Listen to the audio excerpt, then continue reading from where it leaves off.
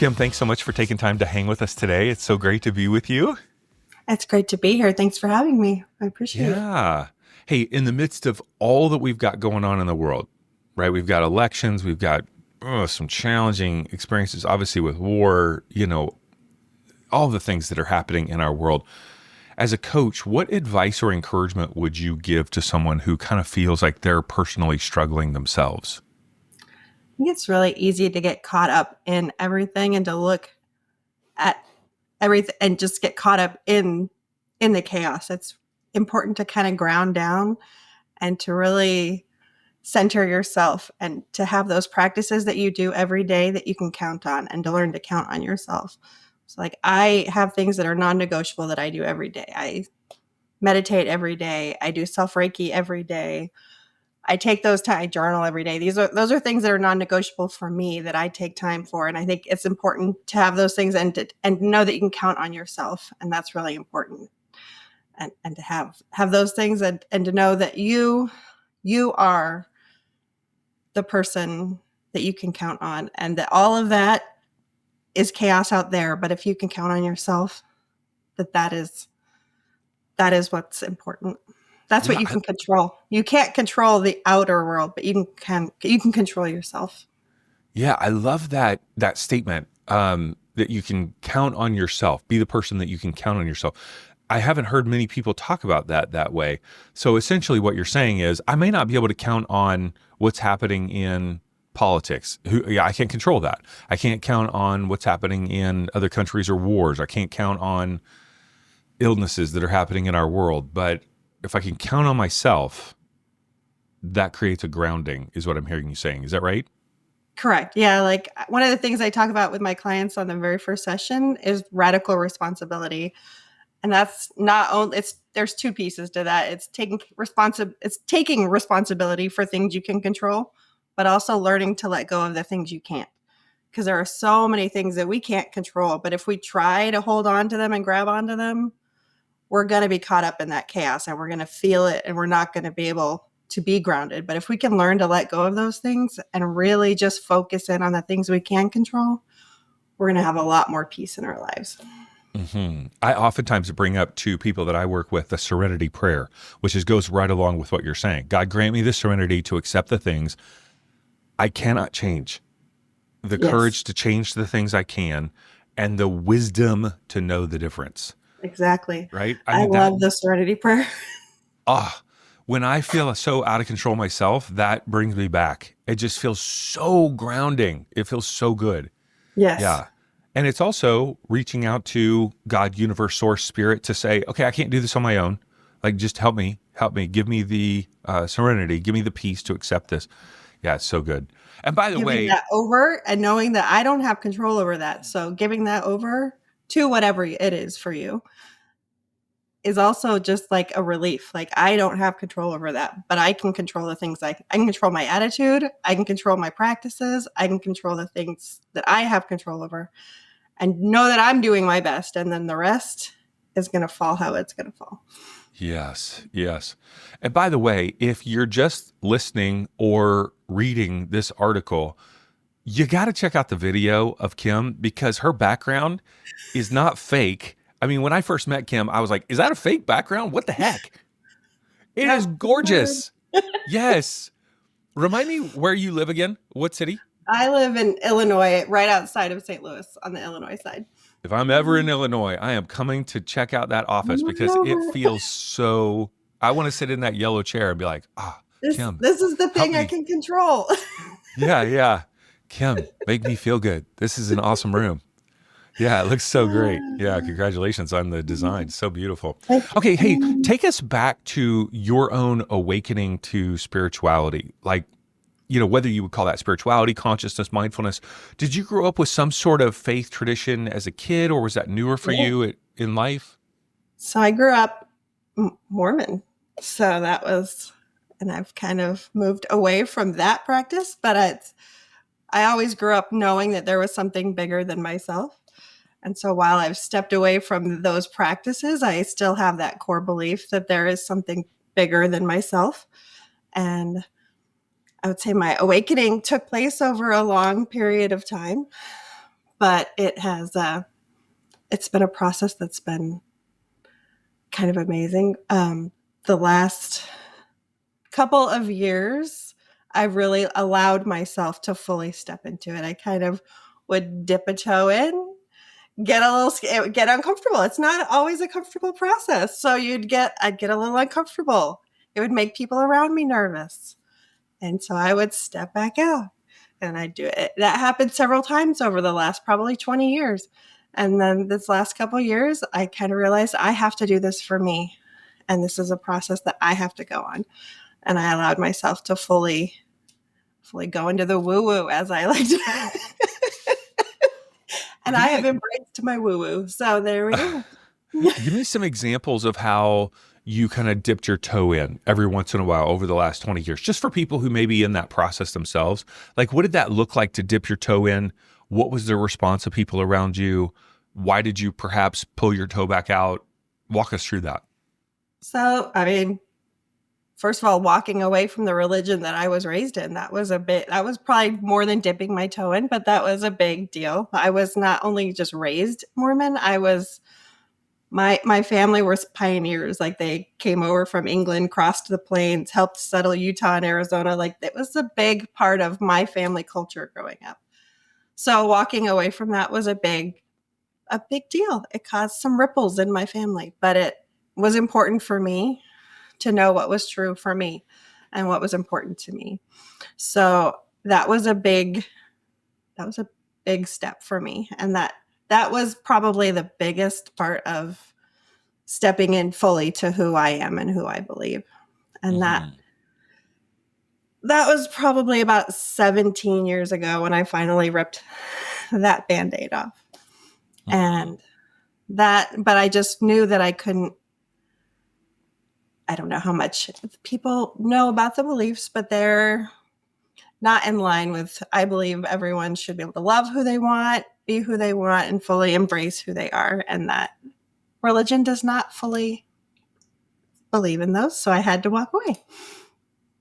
And so that once I stepped away from that caused some ripples, and then it took a few years. And then, I'd kind of look into Reiki, and then I'd be like, oh, I'd have my mom's voice in my head of, oh, your grandma was into those crazy things. And so I'd step back out. And then, I was really into just being very environmentally friendly and very, I was vegetarian and vegan, and that really freaked everyone out. And so all these things through the years that I kind of would do, but it would really make my family, and I'm in the Midwest, there were not a lot of people like me around. So it just kind of always felt very different, very strange. But I'd kind of like, so I didn't want to fully embrace, meditation. I've been meditating for 15 years, and that nobody around me was meditating, but that was really important. It helped me get through a very difficult time in my life and helped me overcome.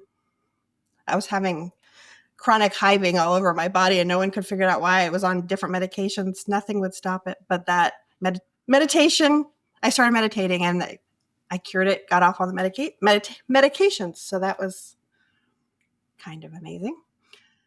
But there's just different things. And then I'd do it for a long time and then kind of back off and then do it and then back off. But over the past couple of years, I just was like, this is what works for me. This is what makes me happy. And I just dove head on and went for it. So yeah. And that was a long answer for your. No, that's wonderful. That's wonderful. And are you still in relationship with your family? Have you been able to navigate being able to be you and them be them? Yes, it took a little while to kind of navigate it, but now they've learned to appreciate who I am. And as long as we all kind of appreciate what works for us, and I appreciate what works for them, then it's all fine. Mm-hmm. So it's all, it's that balance. Yeah. So talk to me about your professional path, because you have a very interesting path to being a transformational coach. And it started with nursing. So kind of walk us through your professional journey as well. So I started as a nurse, and I went into nursing, I want to heal the world. I want to make a difference. I want to do it. That you get into nursing, and it's kind of eye-opening that you don't get to help people in the way that you thought you were going to help people. It's a lot of putting Band-Aids on things that need a lot more than that. You're not doing the deep healing that people need. And I have a much more holistic view of things. So I kind of spent the first several years of my career kind of going around trying to find what was going to feel right, what was going to work for me.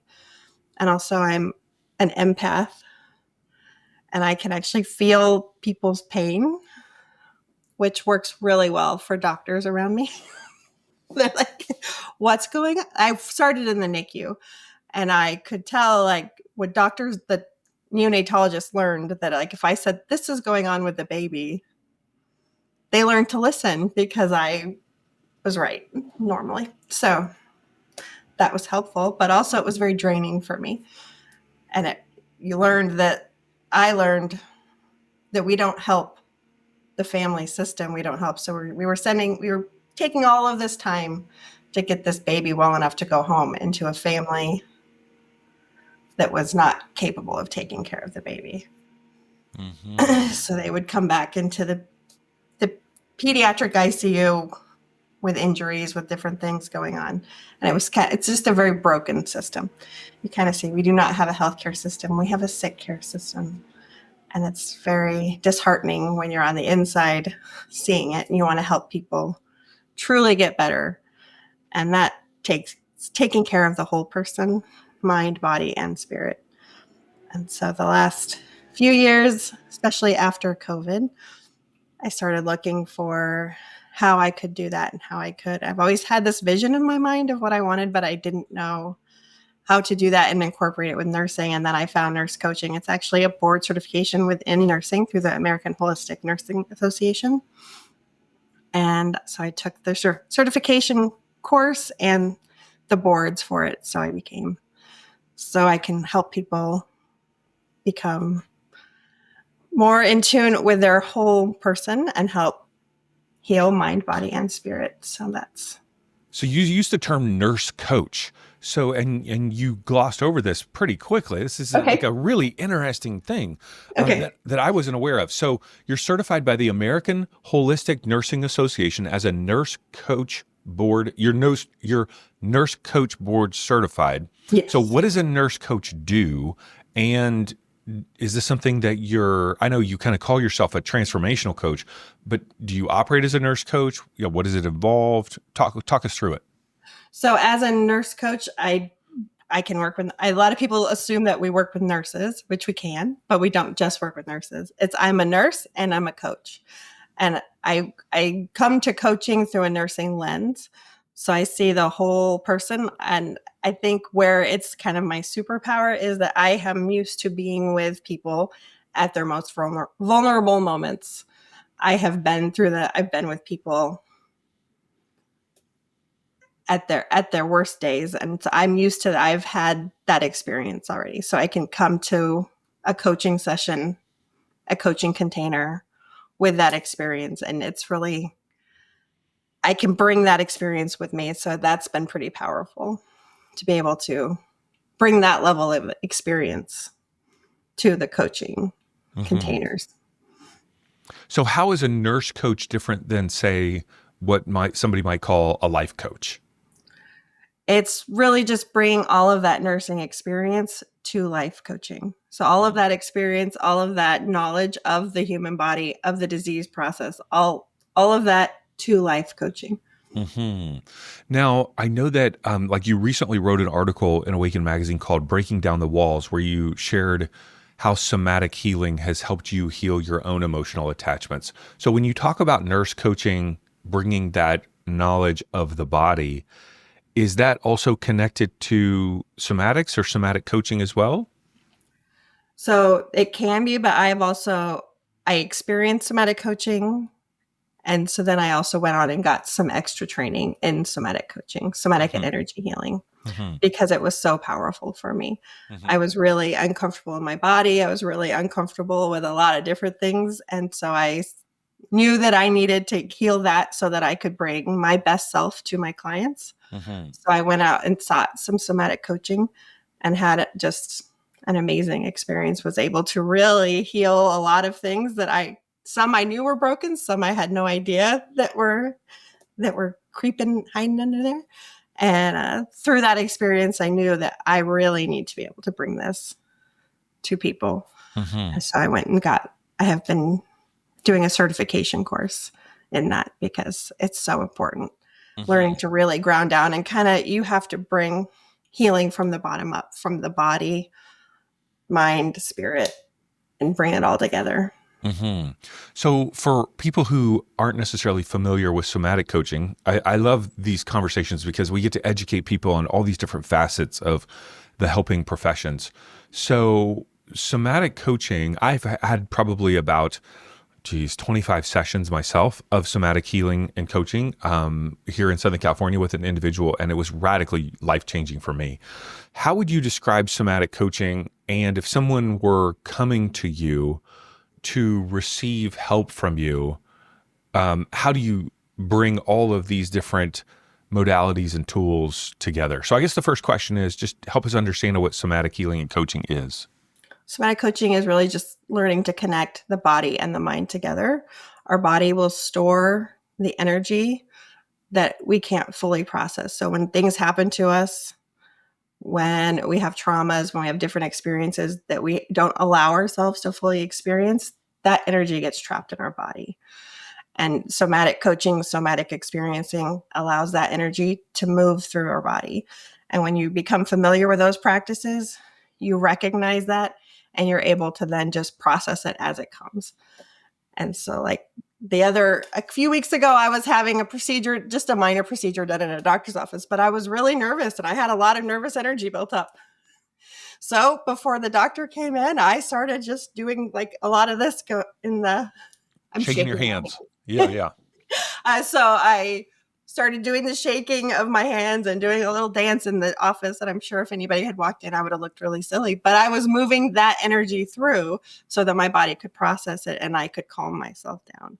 And that's one of the somatic practices that you can just, once you learn how to do it. Otherwise, I would have just been a little ball of nervous energy that would have then been just stored in my body that I would have had to deal with later. Mm-hmm. And it might have come up at a time that was really inconvenient, so. Mm-hmm. Yeah, yeah. All right. So if someone comes to you and they're looking for support, number one, what are the types of individuals who you find come to you most often? Like, what are the presenting challenges or issues? And then what could they expect in terms of how you would help them? I have been finding I work mostly with women who are kind of starting to go through transitions in life, whether it's their children growing up or they're just getting to a point where they're kind of realizing that they have been ignoring themselves and they're really ready to start putting more focus on themselves and find more joy. They kind of look around and they're like, is this all that there is? I know there has to be more to this. They might look outwardly very successful, but inside they kind of feel like there has to be more. And so they're kind of searching for a little bit for that joy, that sense of purpose. That's And so when they come to you, do you work with them? Is there like an initial consultation session? Is there a number of weeks that you like to work with them? And then how do you actually do that? What are the modalities or the processes that you utilize to help them? So I start with a strategy call, and that's a free strategy call. That's an hour-long call where we do a holistic assessment, kind of go through their life, look at all the different facets of life, where they are, where they need help, and kind of get clarity on where their goals are, where they want to go. And then at that point, we determine if we're a good match, because you're not a good match with everybody. So if we are a good match, we want to work together. Then we set up a 12-week coaching container, and that's a 9 session. So it's 3 weeks on, 1 week off to really integrate those processes. So you can kind of take that week off to really do some homework, integrate, and then come back together again for the next 3 weeks. And that's a 12-week container. And then after that, we kind of reassess and see where we go from there. And what is your goal for those women who go through this 12-week program with you? What do you want them to see or experience?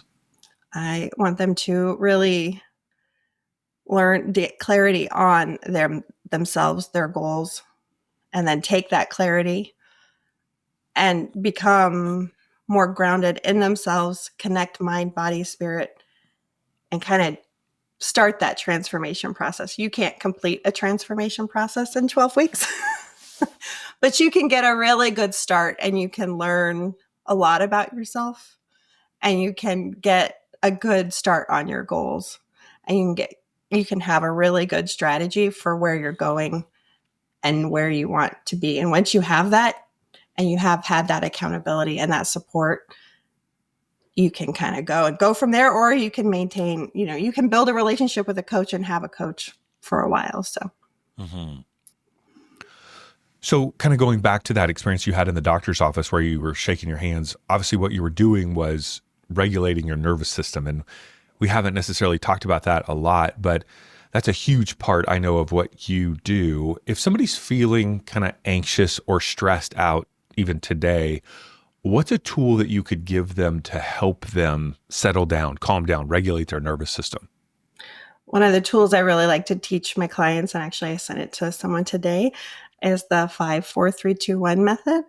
And you kind of look around the room and you can do this. No one's even going to know you're doing it. So you can be in a meeting, you can be crowded in a crowded room, and it's 5 things you can see, 4 things you can hear, 3 things you can touch, 2 things you can smell, and 1 thing you can taste. So you're really getting into the body. You're activating all 5 of your senses and you're really coming back to the body. And that's really going to ground you and help regulate your nervous system.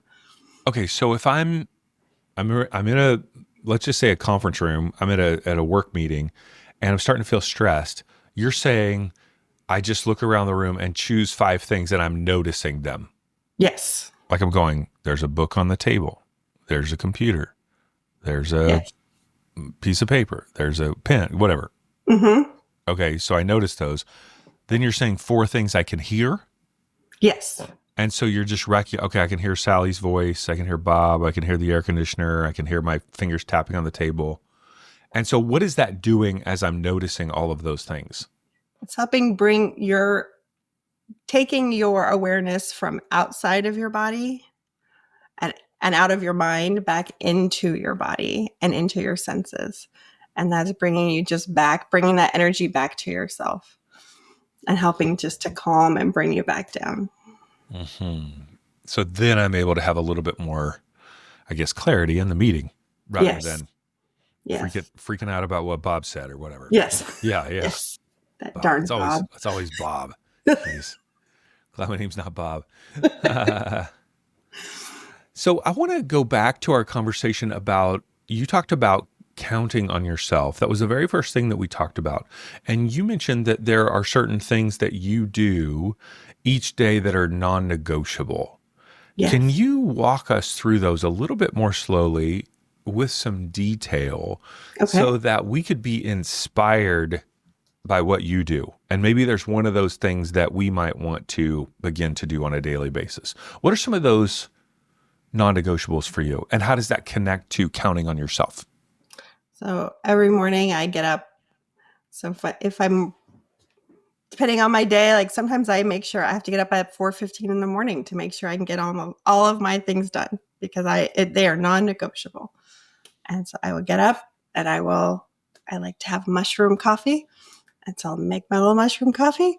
And then I come into my office because it is a nice space. It's my peaceful space. But then I do my meditation and I do a nice 15-minute meditation. Do you utilize some sort of music or a guiding tool or something? I have sometimes it depends on I'll use a guided meditation, but sometimes I just put on like a little sound machine and do a timed meditation.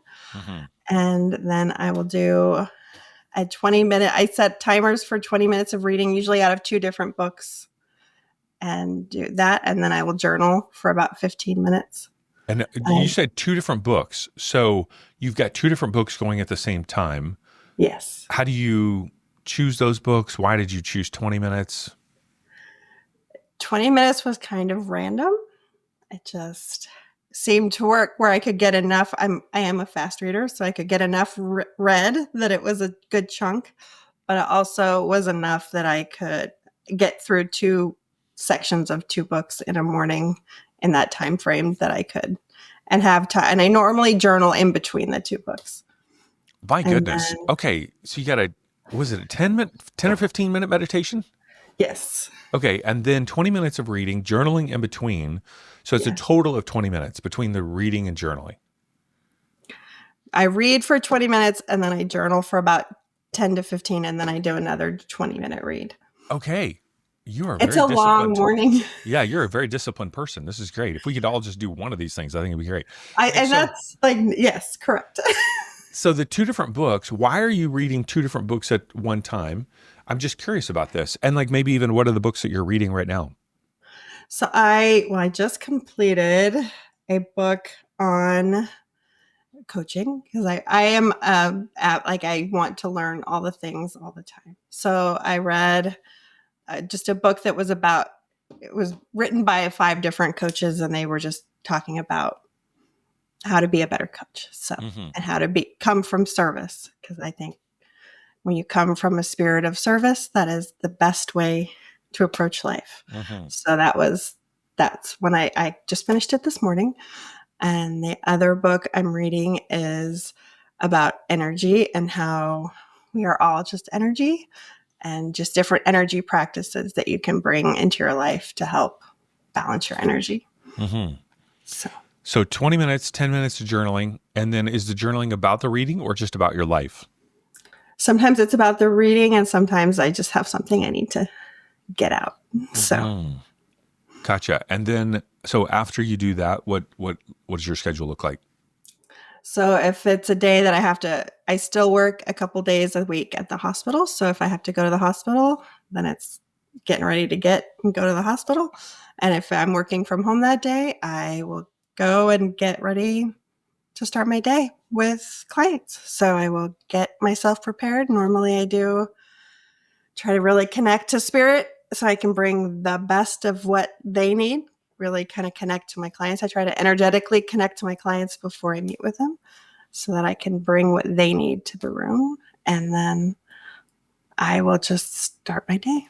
Mm-hmm. So the result, I don't want to put words in your, mouth, but it sounds like, okay, if you take this time to meditate, have your coffee, meditate, read, journal, connect with source spirit, now you can feel like more grounded and you can count on yourself. Yes, and I can bring my best self to whatever I'm doing, whether it's at the hospital or whether it's to my clients here, Mm-hmm. because they both deserve the The best very version of best. them. Yeah, yeah. Do you meet with clients in person or is it all on Zoom? It's been all on Zoom. Mm-hmm. Yeah, yeah. It's so convenient, right? You can Yes. really connect with anyone in the world. Yeah, Yes. that's so wonderful. All right, Kim, thank you for I just, kind of diving deep there in your personal process. What kind of body shampoo do you use? No, I'm just kidding. Yes. Wanted all the details. Yes. Thank you. But it's helpful for people to hear those practical things because it's like, oh, interesting. Because we don't know what each other is doing necessarily in our homes.